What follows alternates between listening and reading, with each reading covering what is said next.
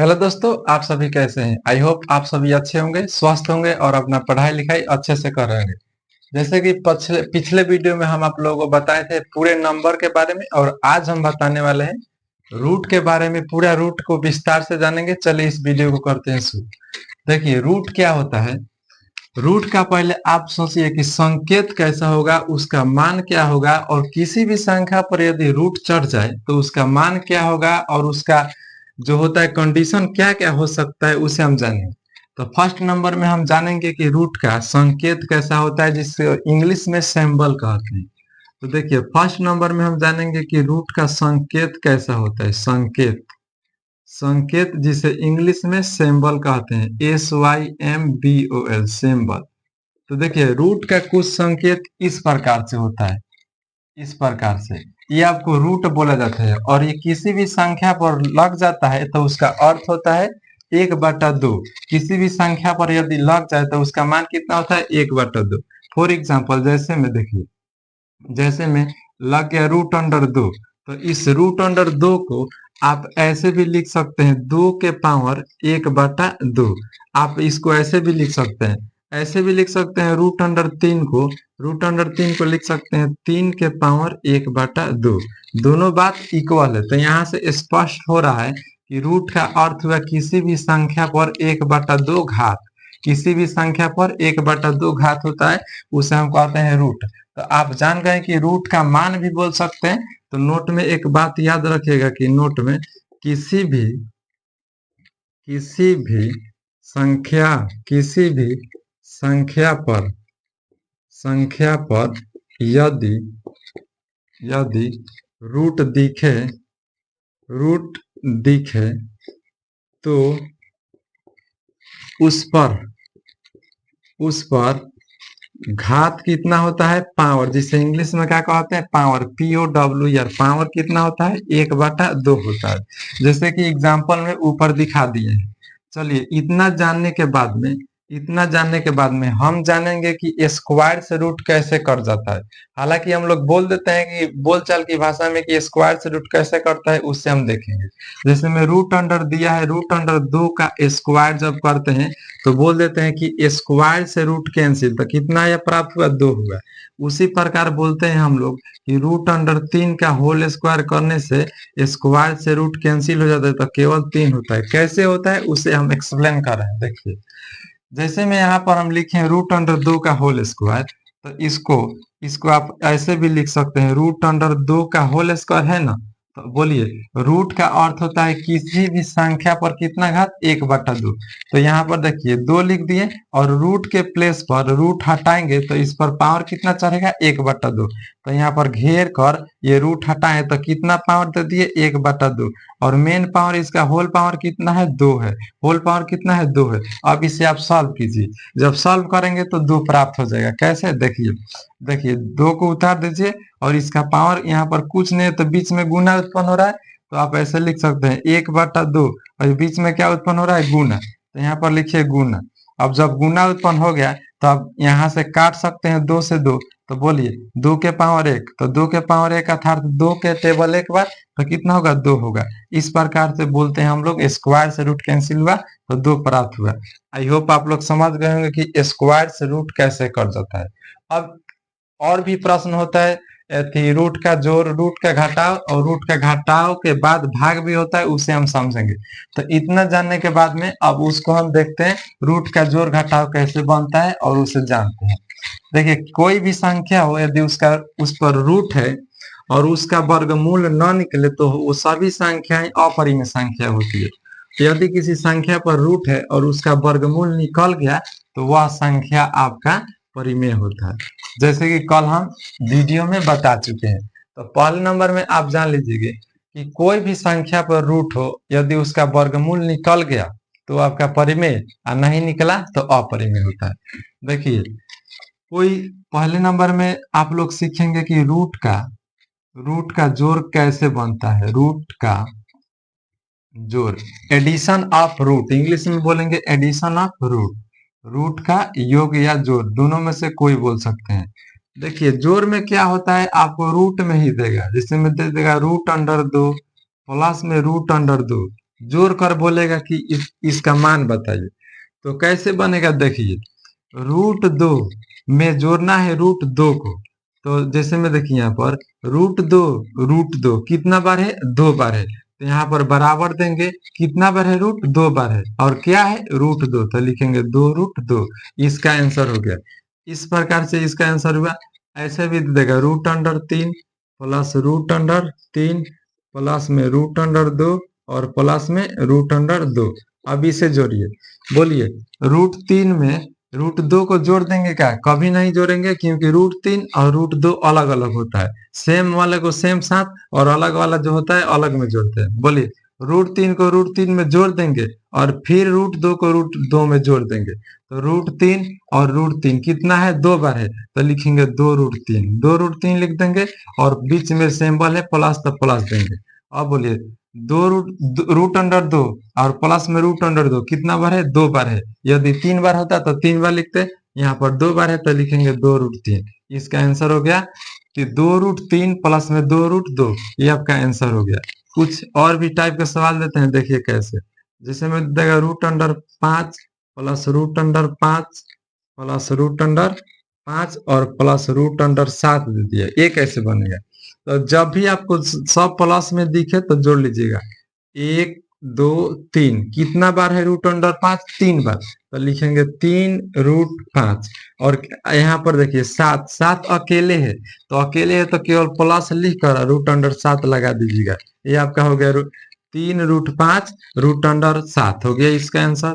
D number प्रश्न देखिए कैसे बनेगा। डी नंबर यदि आपसे प्रश्न दे दे कि √2 का होल स्क्वायर, √2 का होल स्क्वायर और प्लस में √3 का होल स्क्वायर और माइनस प्लस में √7 का होल स्क्वायर, ये कैसे बनेगा।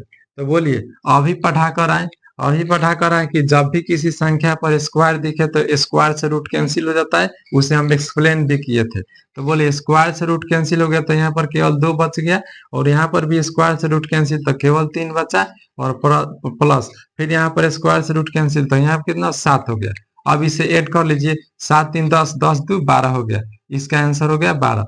तो इस प्रकार से होता है रूट का योग, अर्थात एडिशन ऑफ रूट हो गया। अब इसके बाद जानेंगे घटाव कैसे होता है। तो घटाव के बारे में देख लीजिए, घटाव कैसे होता है।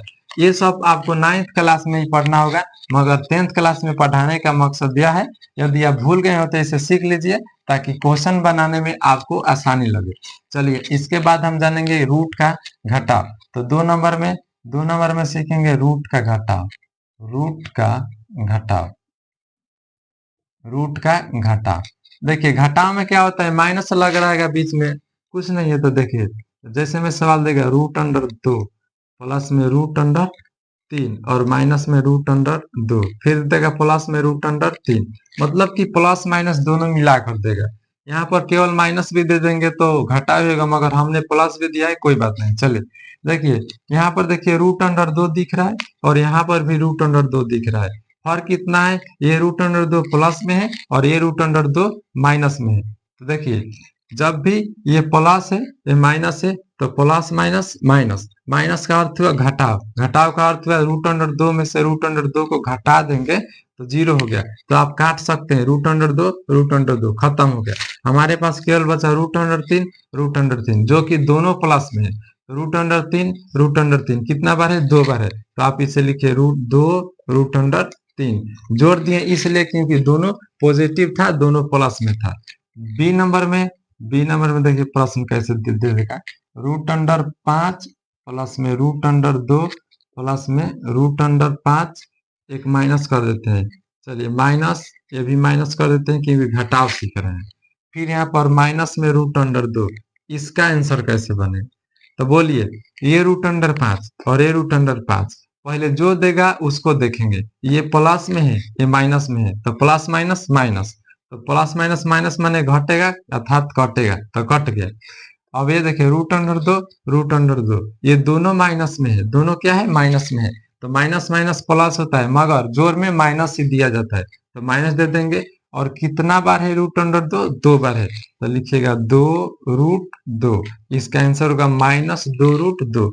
और जितने भी संख्याएं लिख रहे हैं ये सभी अपरिमेय संख्या है, क्योंकि इसका वर्गमूल नहीं निकलता है, इसका वर्गमूल नहीं निकलता है।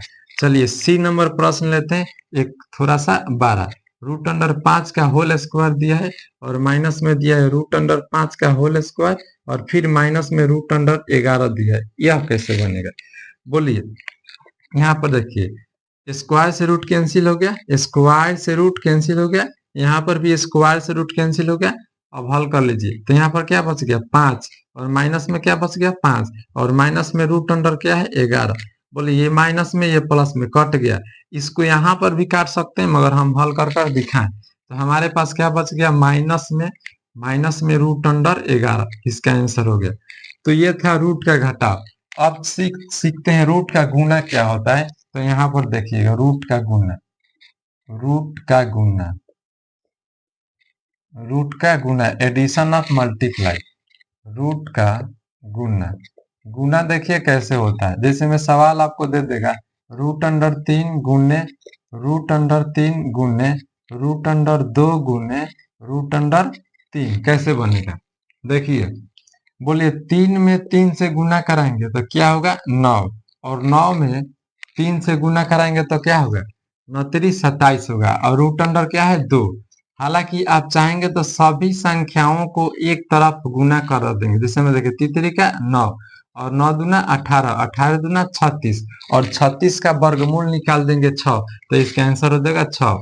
और बी नंबर प्रश्न कैसे दे देगा देखिए रूट अंडर 7 गुने में रूट अंडर 7, इसका आंसर क्या होगा। तो बोलिए ये दोनों संख्याएं में गुना करेंगे तो 7 में 7 से गुना कराएंगे तो 49, तो लिखेंगे यहाँ पर 49 और रूट है तो रूट दे देंगे। बोलिए इसका वर्गमूल क्या होगा 7 होगा, क्योंकि 7 का स्क्वायर करने से ही 49 प्राप्त होती है। इस प्रकार से हो गया। अगर ऐसे दे देगा ऐसे सी नंबर में ऐसे दे देगा रूट अंडर 11 गुने रूट अंडर 11 और फिर रूट अंडर दे देगा 2, तो कैसे बनेगा।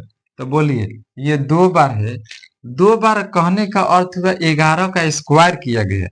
रूट अंडर 11 इसको ऐसे भी तो लिख सकते हैं रूट अंडर 11 के होल स्क्वायर और गुने में क्या है रूट अंडर 2। बोलिए स्क्वायर से रूट कैंसिल हो गया तो हमारे पास बच गया 11 minus root under, sorry minus नहीं है बीच में गुना है, तो हमारे पास बच गया 11 रूट अंडर 2, इसका आंसर हो गया 11 रूट अंडर 2। तो यह था आपका रूट का गुना। अब डिवाइड क्या होता है उसे समझ लेते हैं। तो इसे मिटाकर डिवाइड बताते हैं। डिवाइड भी आसान होता है, बहुत आसान होता है, जो कि आप पढ़िए। देखिए कैसे डिवाइड होता है, एडिशन ऑफ रूट। तो डिवाइड कैसे बनता है उसे देखिए। यहाँ पर लिखेंगे भाग, यहाँ पर क्या लिखेंगे भाग। भाग में क्या होता है एडिशन का अर्थ हुआ भाग, भाग मतलब बांटा, जो संख्या भिन्न के रूप में लिखा जाए। जैसे में देखिए ऐसे देगा रूट अंडर 3 और बाटा में रूट अंडर 3, इसका आंसर क्या होगा बोलिए। सेम बाटा सेम कट कर क्या होता है एक होता है, सेम बाटा सेम कट कर क्या होता है एक होता है, क्योंकि रूट अंडर 3 में रूट अंडर 3 कितने बार है एक बार में है, तो एक काट कर लिख देंगे। ऐसे भी और प्रश्न होता है रूट अंडर 3 का होल स्क्वायर और बाटा में दे देगा मान लीजिए केवल 3, कैसे बनेगा। तो बोलिए स्क्वायर से रूट कैंसिल हो जाएगा तो ऊपर हमारे पास क्या बच गया 3 और बाटा में ऑलरेडी है 3, तो फिर काटेंगे कितने बार में एक बार में काट देंगे। तीसरा नंबर प्रश्न हो जाएगा कि रूट अंडर 3 भागे रूट अंडर 3 और इसको कैसे बनाएंगे। तो इसका अर्थ यही हुआ, भाग मतलब बाटा ही होता है, तो आप इसको ऐसे लिखे रूट अंडर 3 बटा रूट अंडर 3 और काट दीजिए कितने बार में एक बार में, तो इसका आंसर 1 हो गया। चलिए इससे थोड़ा बड़ा प्रश्न लेते हैं ताकि समझ उसको भी समझा जाए। प्रश्न होगा रूट अंडर 4 भागे रूट अंडर 36 बराबर व्हाट, इसका आंसर क्या होगा। तो बोलिए जब भी रूट में संख्या दिखे तो उसका वर्गमूल क्या होगा पता करते हैं।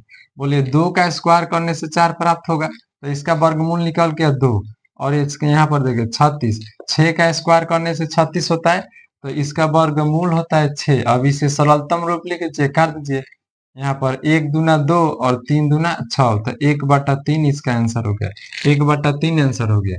अब इसके बाद जब आप रूट का भाग भी सीख गए तो थोड़ा सा हम चलते हैं विभाज्यता के नियम क्या होता है उसे भी जान लेते हैं, क्योंकि वास्तविक संख्या में विभाज्यता के नियम भी जानना बहुत जरूरी है। वास्तविक संख्या वही है जो यूक्लिड विभाजन एल्गोरिथम का प्रयोग कर मौसा निकलवाता है बुक से 1.1 में। तो आपको इसके बाद हम सिखाएंगे विभाज्यता का नियम। विभाज्यता का नियम कहने का अर्थ है भाग कैसे जांच किया जाता है, उसी को किताब में लिखता है विभाज्यता का नियम। तो यहाँ से हम सीखेंगे विभाज्यता का नियम। विभाज्यता का नियम, विभाज्यता का नियम, नियम देखिए विभाज्यता का नियम क्या कहता है। विभाज्यता का नियम कहता है कि कोई भी संख्या में यदि हम भाग देते हैं, यहाँ से देखिए यहाँ पर मान लीजिए 2 में जब आप 7 से भाग देंगे तो 3 बार में जाएगा, 3 बार में कितना जाएगा 6। तो बोलिए घटा देते हैं तो 1 आता है, घटाएंगे तो 1 आएगा। तो जो भी ये संख्या हमें प्राप्त हुआ है, इस नीचे वाले संख्या को हम कहते हैं शेषफल। क्या कहते हैं? शेषफल कहते हैं, इंग्लिश में रिमाइंडर कहते हैं। और ये बीच वाली संख्या को हम कहते हैं भाज्य, बीच वाले संख्या को कहते हैं भाज्य। और जो प्राप्त होता है, कुछ कोई चीज प्राप्त होता है अर्थात वो भागफल होता है। क्या है? भागफल कहते हैं इसे, भागफल। और यहाँ से जिस यहाँ पर जो पहली संख्या होता है उसे हम कहते हैं भाज्य। क्या कहते हैं? सॉरी, बीच वाली संख्या को भाज्य, इसे भागफल, और इसे शेषफल कहते हैं, और इसे कहते हैं भाजक। क्या कहते हैं? भाजक। अब यहाँ से जो भी जितने भी कंडीशन दिख रहे हैं भाजक, भाज्य, भागफल, शेषफल, इसमें कोई ना कोई रिलेशन है, संबंध है। और संबंध क्या कहता है?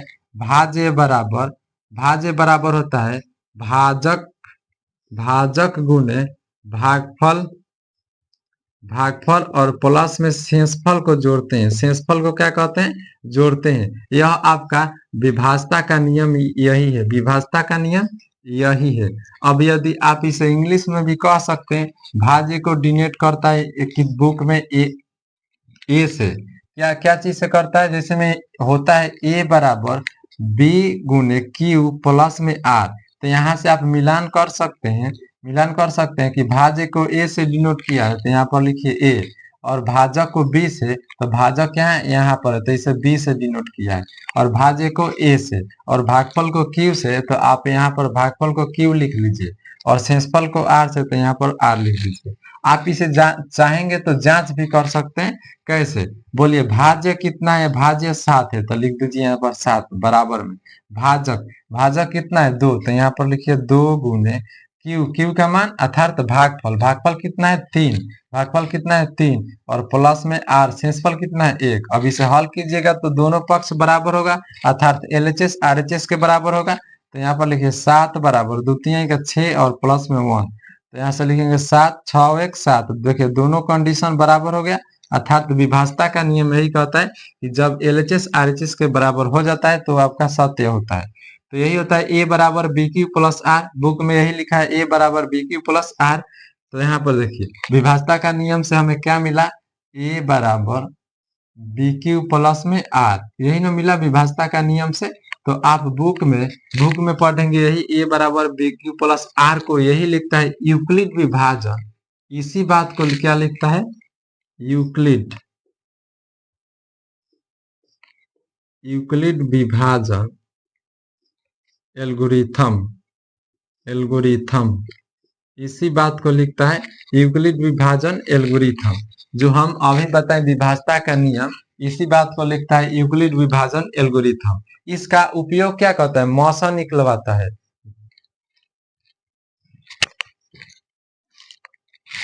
इससे क्या होता है? मौसा निकलवाता है, मौसा निकलवाता है। यूक्लिड विभाजन एल्गोरिथम से क्या निकलवाता है मेरे दोस्त? मौसा निकलवाता है।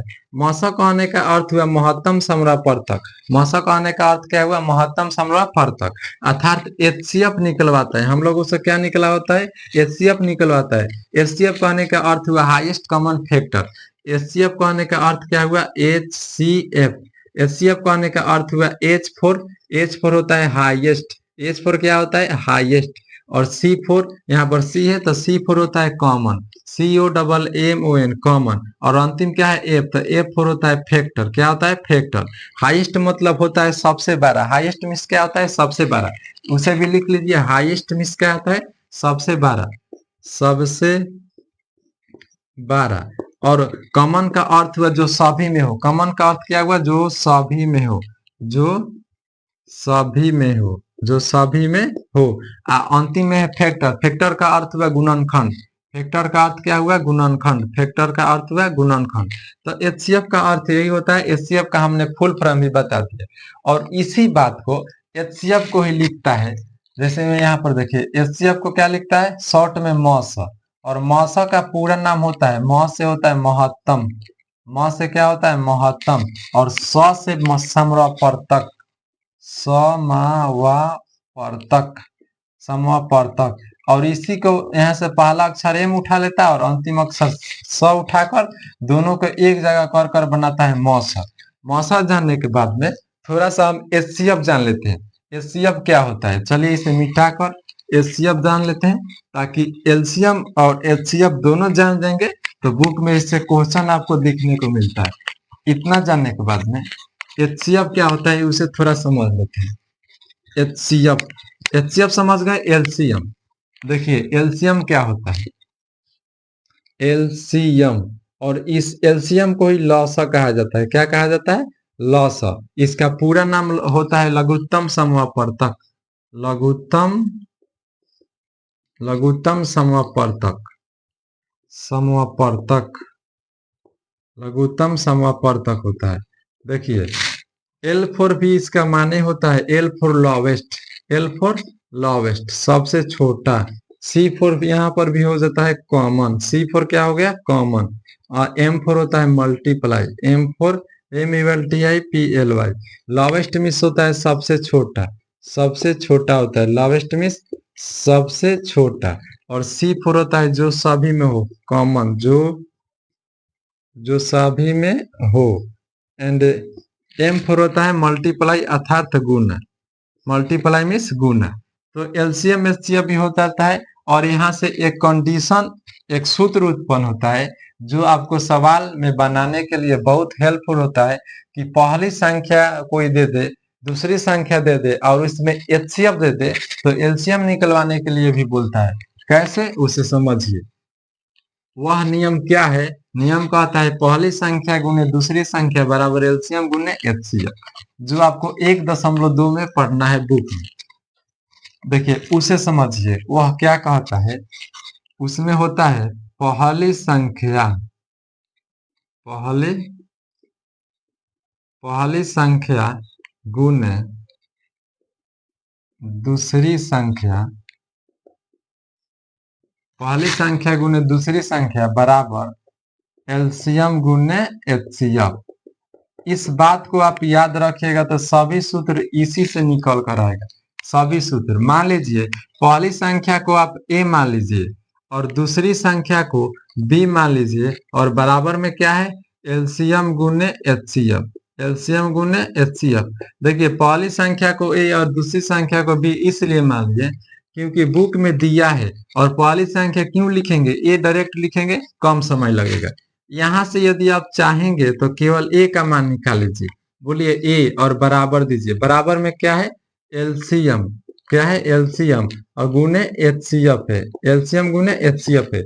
जब भी कोई संख्या या व्यंजक भाग में रहता है, गुना में रहता है तो भाग में चला जाता है, तो बाटा में आ गया बी।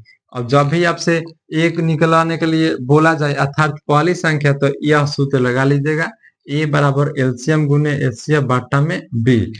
फिर देखिए यहाँ से यदि आप चाहेंगे तो बी का भी मान निकाल सकते हैं, तो बी बराबर, बराबर में क्या है एलसीएम गुने एचसीएफ, और बाटा में आ जाएगा, गुना में है तो बाटा में क्या आ जाएगा ए। तो यहाँ से यदि आपको बी अर्थात दूसरी संख्या निकालना हो तो ए बी बराबर एलसीएम गुने एचसीएफ और बाटा में ए लिख सकते हैं। तो यहाँ से आप दो सूत्र याद कर सकते हैं ताकि क्वेश्चन बनाने में इजी हो।